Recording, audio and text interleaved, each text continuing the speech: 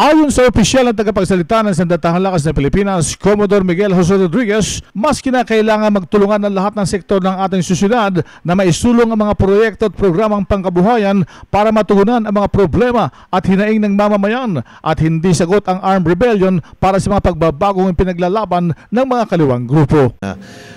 Ang gusto nating mangyari is to be able to convince yung ating mga kapatid sa CPP-NPA to lay down the armed rebellion, kasi hindi yun ang hindi yun ang sagot. 40 years na nilang ginagawa yun.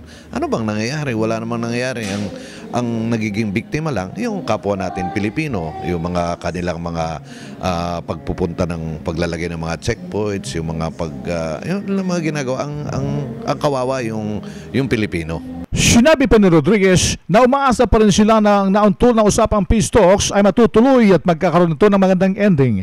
Ang AFP, dagdag ni Rodriguez, ay hindi magbabago sa kanilang mga programang pangkaunlaran at pangkabuhayan sa mga kanayunan. Kasi ito, naka-layout ito. This is a part of our yung tinatawag natin na plan, di ba? Ito yung Internal Peace and Security Plan, na kung saan lahat ng inyong armed forces ay kumbaga nakasunod. At dahil sinasabi nga dito na let's give peace a chance, sa ganang amin, nakikita namin na this is not the end of the process. So we are still very optimistic na matutuloy at magkakaroon ng magandang ending itong efforts na ginagawa nila Chairman Alex Padilla. Si Commodore Miguel Jose Rodriguez, ang opisyal na tagapagsalita ng AFP. RH 911, Bing Formento ng DZRH Nationwide.